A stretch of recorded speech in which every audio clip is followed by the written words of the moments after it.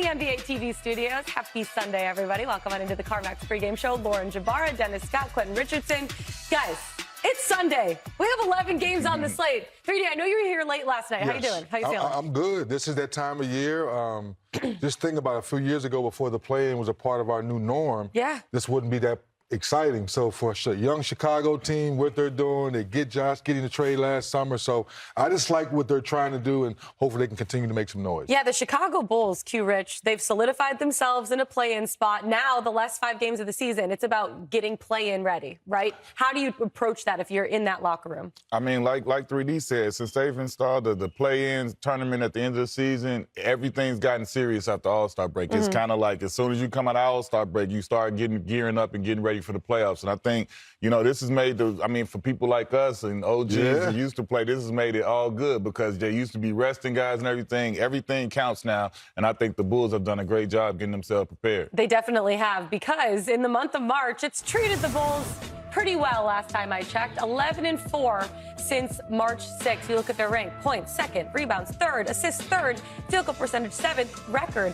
7th. They're kind of flying under the radar at this point, but I look at a guy like Kobe White and how he's developed. I mean, he scored 20 or more in 17 of his last 18 games. He's really helping to lead this team, and just watching his growth and maturity this year specifically, it's been fun to watch. It's been extremely fun to watch because it's been the confidence for me, Q, that knowing this young man when he first come into the league, trying to find his way, was he a true point, was he a combo guard? We're so quick to put narratives on some of these guys, and I think Kobe has created his own narrative, playing confident basketball. The ball's in his hands. In fourth quarter, he's making better decisions. I think he's one of the main reasons why they're in the mix. I mean, he's a byproduct. I mean, one of those things that happen is DeMar DeRozan departs. Yes. Zach LaVine departs. That was the bulk load of the shots, and them the big OGs compared to him. So this was like the OGs got out of the way for him, and now he got a chance to spread his wings and kind of, really show what he can do, and he's taking full advantage of it. Yeah, and speaking of taking advantage, Josh Giddey doing the same thing. 3 triple-doubles over his last 7 games. He's making half-court shots. He's making buzzer beaters, game winners. I don't even know. But we do have a quadruple header on our air today, which we're very excited to get into, starting off with this Bulls-Hornets game. A lot to play for the Bulls. They want to get playoff ready. The Lakers taking on the Thunder at 3:30. I'm excited about this one because this could be a playoff series that we see in the second, maybe in the third round. We have the Kings taking on the Cavs. The Kings trying to hold on to their play-in spot right now. The Suns nipping at their heels, trying to get into that 10th and final spot. The Cavs, again, wanting to continue their legacy this season of doing things that we haven't seen a Cavs team do in a really long time. And then the Rockets taking on the Golden State Warriors. Speaking of the Warriors, they're 20-2, which is crazy, with Jimmy Butler and Steph Curry in the lineup together. But with Oklahoma City, they've been doing things that we haven't seen in a very long time. I actually was shocked when I saw this graphic. The most double-digit wins in a season. They have 50 double-digit wins out of their 65-plus wins that they have on the season. 3D. Did you expect that when you're looking at this? And then you look at these other teams. All 3 of those other teams won the NBA title the years that they did this. That's going to sound crazy, LQ. I didn't expect it, but I'm not surprised. Yeah. Right. And I think that's the part with the way Coach Daigneault has coached his team all season long. We know what Sam Presti has done putting this roster together. But it's very rare to have a young team to continue to play the right way, play for one another. Yeah. We have a soon-to-be, most people think, MVP in Shea, who's played lights-out basketball all season long. Small ball when they're healthy. Lou Dort playing defense. And, Q, you know this. Game 6 in Dallas, sometimes people say, well, let's break this young team up. Use J-Dub, go get a lot.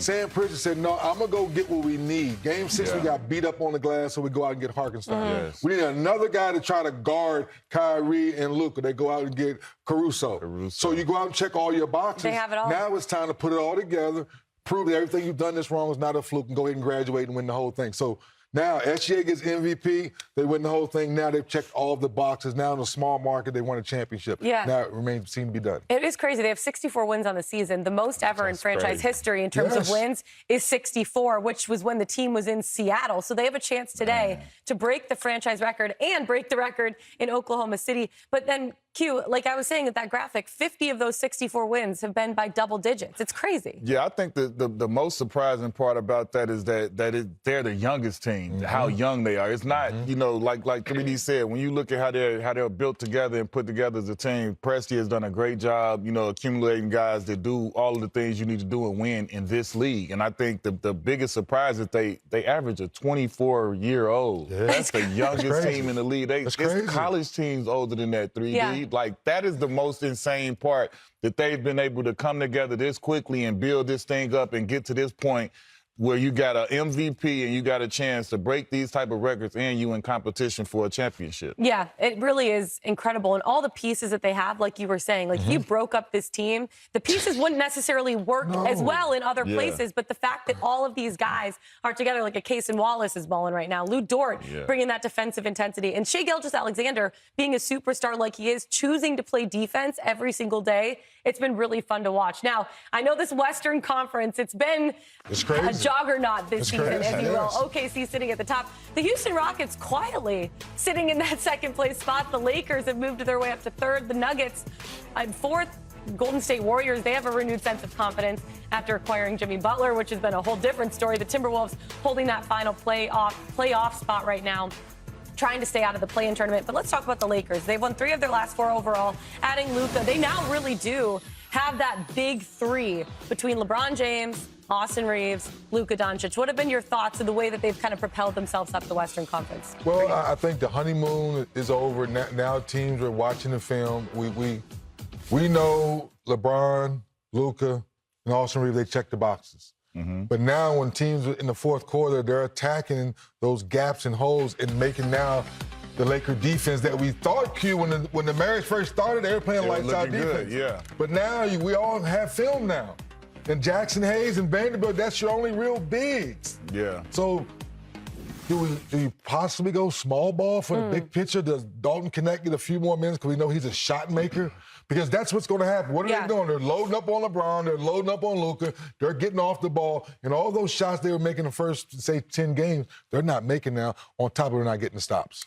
My thing with their defense is that it's like, now that they've seen what they had that hot start. Now we're going to pick Luka every time. We're going to put him in the pick and roll late in the game. You got to guard. Austin Reeves, if you out there, you got to guard. We're going to put all of you guys that's not the greatest. If defense isn't your strong suit, we're going to exploit that and put you in those positions.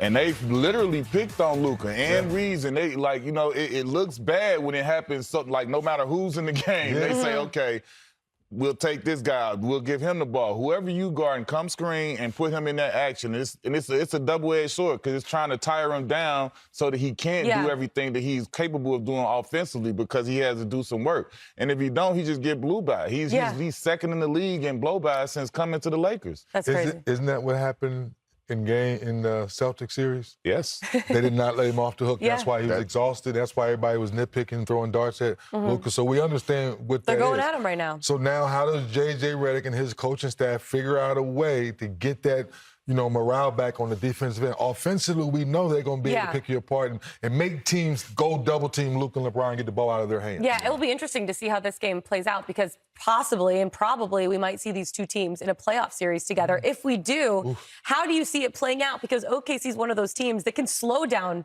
the Lakers on the defensive side. They have the #1 defense in the NBA right now. What are you looking for? It's too early for my prop. So, you know, what do I see?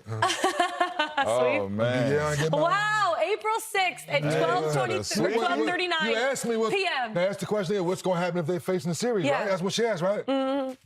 You think it's sweet? Yeah. Wow. Earlier, I don't have my little broom, you know. Wow. Hey, get my broom ready, because playoffs Mark around it the right corner, now, man. 12:40 p.m. Eastern time. Laker fans April get 6th. mad all they want. I'm not, as much as we love LeBron and Luka and they're great players, but we're talking about a team like OKC all season long been playing lights out basketball. Now, all of a sudden, the Lakers are going to stop them?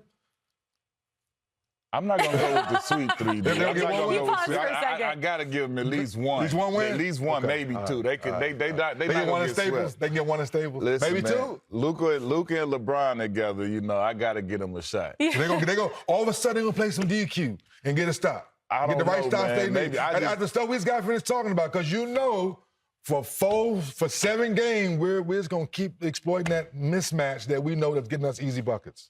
They are. I believe that, but I believe Luka is too much of a force offensively. He could get him one, and then we'll see after that. I ain't mad at that. Maybe steal one, maybe two. Maybe two. Yeah. We'll see what there's a renewed sense of energy and purpose this season. Look at this record since the All-Star break. 18-4, tied for second. Net rating, second. Defensive rating, tied for second. Forced turnovers, first. Steph Curry points per game, just under 30. Last time I checked. That's pretty good. We talk about the honeymoon phase. There's a lot working for the Warriors since Butler's arrival at the trade deadline and what appears to be the perfect fit for the team in the Bay that was looking for a little bit of a spark. Watch this.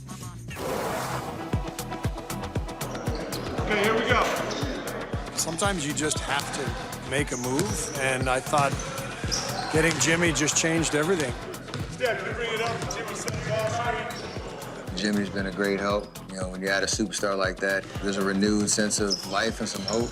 You guys will end up doing what you want to do in this offseason. Jimmy is a perfect fit for our guys.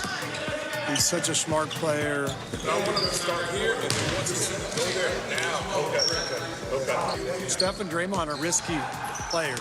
The chaos that they generate is actually really good for us. And so we've always been at our best here when we can surround Steph and Dre with high IQ guys. And so it's been a seamless transition. You had this screen, and this was open, like it is for Jimmy. Everybody has fallen into very comfortable roles. They understand their job, and Jimmy makes the game easier on everyone. These are the minutes we must win. Absolutely. Come on. The Golden State Warriors re-energized by Jimmy Butler. The cachet, the resume, just the disposition that Jimmy Butler brings. Yes, sir. Just out Jimbo. He is one of the game's clutch performers when it counts most. He is the ultimate competitor. And Jimbo. I don't know if I've ever seen a mid-season trade have this kind of impact, but we're in a completely different place now. Here we go, fellas. Love the energy and pace. Keep pushing. Steph corner three. Got it! He's got 12 threes! An historic night for Steph Curry. 52 points, 10 rebounds, 8 assists. 25,000 points plus in his career. We're used to it, but it never gets old, you know, and it's so much fun to watch. It's everything. It's not just the shot making, it's everything that goes into it. Back to Curry, pump fake, fly by three ball on the way. Number 4,000 for Stephen Curry. Congratulations, Steph. It was a really cool milestone. See how far we can push this thing, but definitely a special accomplishment. He's got a zillion records. Like, I don't think he's that interested in getting more records as he is interested in winning another championship. It's kind of the peak of his powers, I think, in a lot of ways. He's still in peak physical condition, but I think his mental capacity is at an all-time high, and his awareness of all the different things that go into winning, it's pretty impressive to watch. Let's get it! Come on. Steve Kerr, 5 titles as a player. And then 4 as a coach of the Warriors. 9 rings. Man. The Dubs, they keep it rolling. Another victory for the Golden State Warriors with Jimmy Butler. What a turnaround. My job from here on out is to get us playing a focused 48 minutes, because when we do that, I think we can beat anybody. We still have a lot of work to do, and there are a lot of great teams in the West, but we just want to have a chance. As long as our team is in the right frame of mind and being competitive and hungry, we have a shot. Our goals have shifted, you know. I mean, we think we can win a championship. We know how hard it is. A lot of stuff has to go right, but if you're in the mix, you got a shot, and we're in the mix again. They're not only in the mix, they have that mentality that they can win this whole thing. They're sitting at 5th right now in the Western Conference, but since Jimmy Butler has gotten there, they're 20-5 with Jimmy and Steph in the lineup, 20-2. And here's the thing, Jimmy Butler is one of those guys where if you look at the stat sheet, all of those things aren't necessarily showing up on the stats. But I look at the game the other night against Denver. He had 5 steals in that game. He shifts the mentality and he shifts the intensity for a team like the Golden State Warriors. Yeah, the two things that he brought to the table right away were the steals and free throw attempts. They lack getting to the free throw line because they're a jump shooting team. We get that. That's why Steph is, great at what he does. Draymond's great at what he does, is facilitating, playing defense, and being the voice, of the locker room. Now Jimmy has brought some extra toughness, but you said the key word in the break. They believe again. Yeah. They believe. Like, now they have someone like Jordan Poole would come off the bench and give them buckets. Well, Jimmy's kind of that Swift Army knife now. Now can Kuminga, now Podziemski, can they put the numbers up that Wiggins put up when they won that championship? Now you solidify those two holes. Now with Klay Thompson's numbers gone too, they believe now it's fun to watch. Yeah, I feel like Jimmy brought that confidence to the team as well. Like you said, he definitely brought the belief. But, I mean, for those younger guys, I mean, you already got Steph. I feel like for Steph and Draymond, he brought that belief to them. But for the young guys, he brought the confidence. 3D, you know how it is when you get somebody on your team that's a dog like that. And then it's like, before you know it, you start to see some of these dudes kind of acting like Jimmy, like taking his personality on and trying to go about things the way he is. He's been that type of dude that's come over there and transferred that to them. To where it's like, you know how it is when you walk in with your big bro, you got a little bit more confidence. Ain't nobody gonna do nothing to me. A big dog here with me. So I feel like he's brought a little bit of that to the Warriors for them. Yeah, I agree, too. And a guy like Brandon Podziemski, I mean, he's still so young in this league, but you look at how he's kind of grown this season, too. Especially the last few games, he's had like 27 points, 26 points, 28 points, I think, in 3 of the last 4 games. What have you seen from him and his growth? Maybe having a guy like Jimmy being a veteran in this league, a guy like Steph being a veteran in this league, he can watch guys like that, see how they approach the game, and bring that into his own. Well, it lets me know early in the season when they were going 10 and 12 deep, this is where it's paying off now because all of these guys have gotten in the game. They've got a chance to get scarred up, if you will. But more importantly, to your point, Q, Steve Kerr has confidence to play Brandon now. Now he's part of the rotation. He knows he's going to get 10, 15 shots a night. He knows the organized chaos. He's going to find a way to get his groove off, like you're talking about, where he's scoring the basketball. And defensively, he's getting in the paint. He's getting tough rebounds, doing the dirty things, getting those extended minutes. So once again,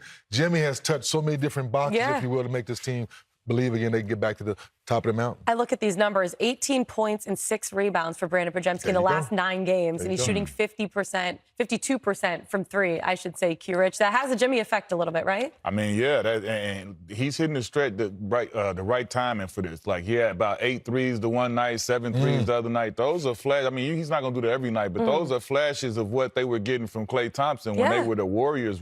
So, like, these are the things that need to be falling in place at the right time. And then, like he said, you still got Kuminga coming off the bench who's healthy now, who can give him a pop. And Moses Moody has stepped up big time, I feel like, since the second half of the season. He looks like a different player, and he's playing really well right now. This Golden State Warriors team shooting for the sky. Speaking of shooting for the sky, that's what Steph Curry has been doing. The all-time leading scorer is Steph. 1 point shy of tying Reggie Miller, 2 points shy of passing him for 24th on the all-time leading scorers list. He actually caught up with our own Nabil Karim on Friday after their win. Take a listen. I know you're a huge fan of Reggie Miller. You didn't get it today, but you're 1 point shy of him for 24th on the all-time list. What is that going to mean to you? This has been a special week between Jerry West, who was a part of our organization, obviously a legend of basketball, and one of my favorite players growing up. Reggie, God willing, it happens. It's definitely special. I used to wear his jersey when I was like 8 years old, running around shooting, and to know that you're on that list and keep rising. It's pretty cool. Congratulations, Steph. Thank you. Thank you.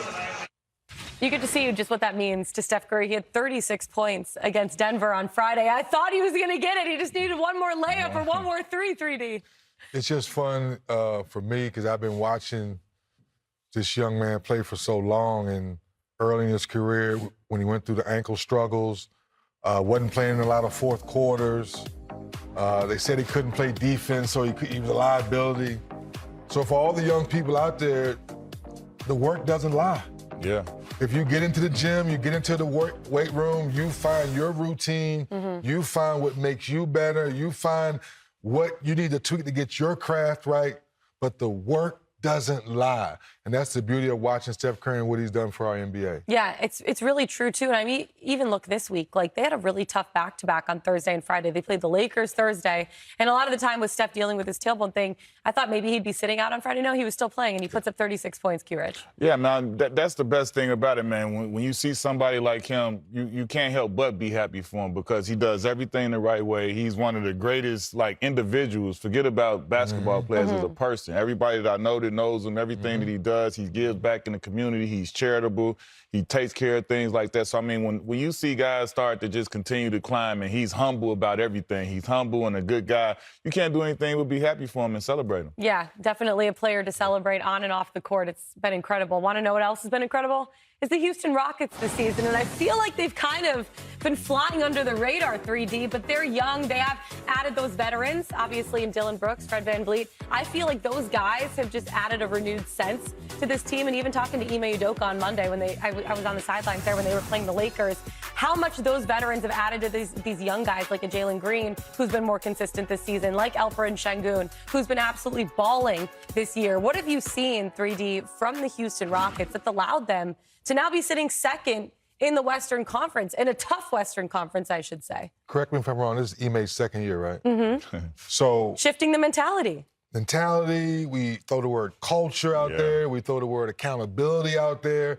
We use the phrase, do things the right way. Yeah. All the things we use, well, I think Ime's name to be thrown in the conversation a little bit more of Coach of the Year because we didn't look at Houston the way we look at them now. Yeah. We didn't look at Jalen Green how we look at him now. Şengün's gotten better. Like, everyone's gotten better. Now to your question. Front office went out there and found the right veterans You need the right to plug vets. and play. When Steady Freddie got that contract, he's overpaid. I don't hear nobody saying he's overpaid anymore, right? Uncle Jeff Green, he's on the bench. He starts. He doesn't play 1 minute. Then he'll play 20 minutes. Those are the right vets to have in that locker room. That's the main reason why this team has been hovering at 2. They slipped a little bit. Well, they had injuries. When you don't have your quarterback, you don't have your point guard playing, things slow down a little bit. Steady Freddie gets back in the lineup, guys start playing better, the ball's moving better. Now they're right locked in at 2 again. You talk about culture. Ime Udoka did it in Boston in terms of turning the mentality around. He broke bad habits now with the Houston Rockets, and he's created this renewed sense of culture. And also Jalen Green's consistency this season has to be one of the reasons why they've been thriving. I mean, he has them taking on the identity of him. This is the type of player he was when he played in the league. He's a former teammate of mine.